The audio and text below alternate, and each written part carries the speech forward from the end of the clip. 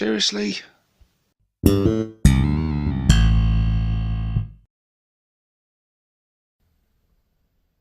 Hey guys, and welcome to another Ork Tactics video with myself, 6+ Stevo. In this one, we're going to take a look at the battle line unit, the Beast Snagga Boys. This unit comes in at 105 points, and their stat line is as follows. Movement, 6 inches. Toughness, 5. 5+ save. 1 wound, except for the knob, who has 2 wounds. Leadership, 7+, and an objective control of 2. They have the keywords infantry, mob, battle line, Beast Snagga, and Beast Snagga Boys.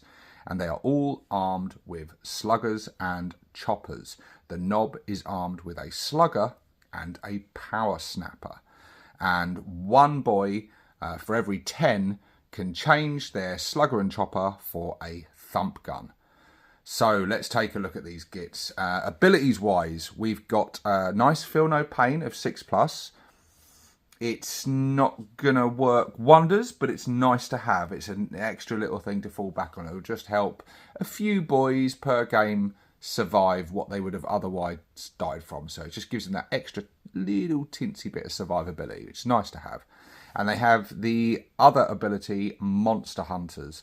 Each time a model in this unit makes an attack that targets a monster or vehicle, you can re-roll the hit roll.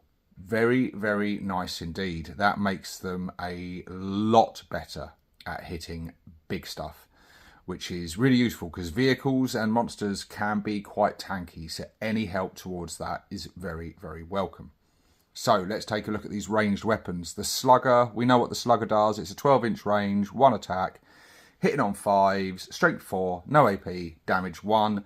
They basically do nothing most of the time. Every now and again, you're going to get the odd wound here and there, mostly against chaff units, or if you're just getting a very lucky dice roll and your opponent's getting a very unlucky armor save roll. Don't expect much from sluggers. The thump gun, which is the optional weapon to have, which I would recommend. Although this unit is built for melee, it's always nice to put a bit of hurt on them in the shooting phase before you charge in, and the thump gun is your friend for that. It has the blast keyword, always welcome, especially when shooting into very, very large mobs. It has an 18-inch range, not bad. D3 attacks. Ballistic skill 5+, typical Ork ballistic skill. Strength 6, no AP, but 2 damage. It's a tidy little gun, you know. It's not a bad little gun.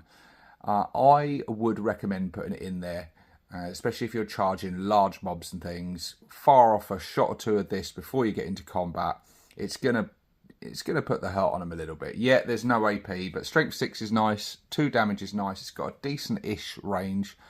Yeah, not a bad little shotgun type weapon. I think it's quite cool. And I think the weapon actually looks quite cool as well in the kit. I think it looks like a bit of a badass weapon. So melee weapons, we've got the chopper. Choppers are so good now. 3 attacks, weapon skill 3+, strength 5, AP -1, and damage 1. So yeah, on the Beast Snagga Boys, being strength 5, that's really tasty. We're sort of getting like knob strength here.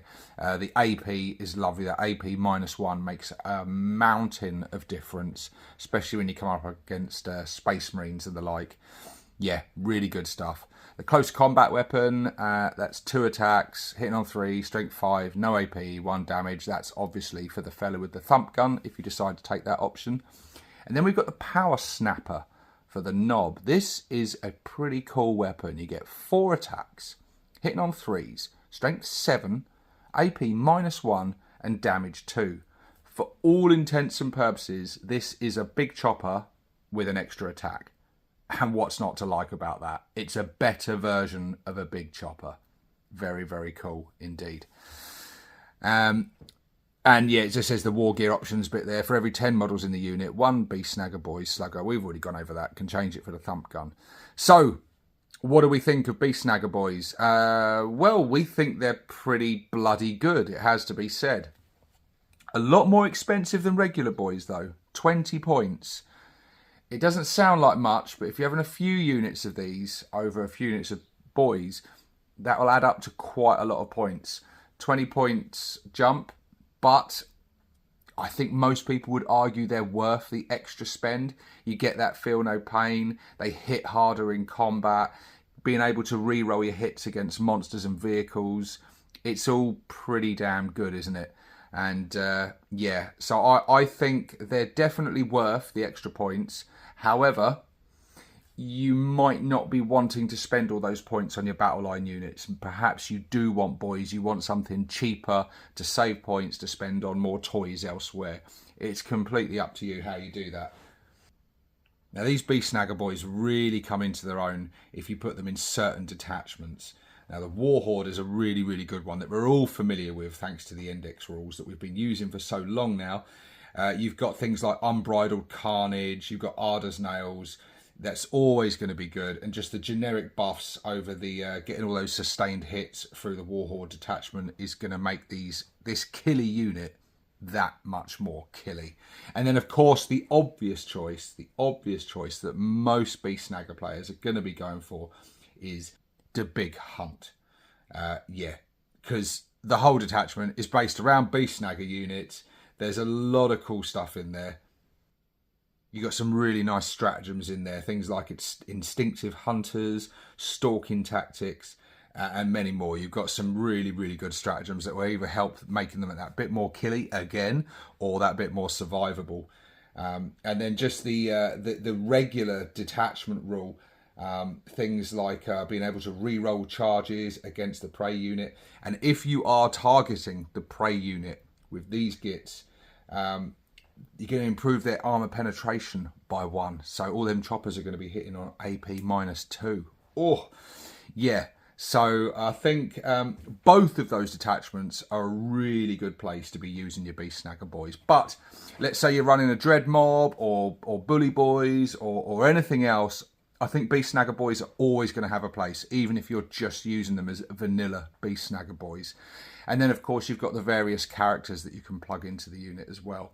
But we won't go over the characters yet and the buffs that they do. We'll save that for when we get to those data card reviews.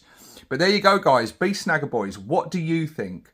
What would you choose? Beast Snagga Boys or regular boys?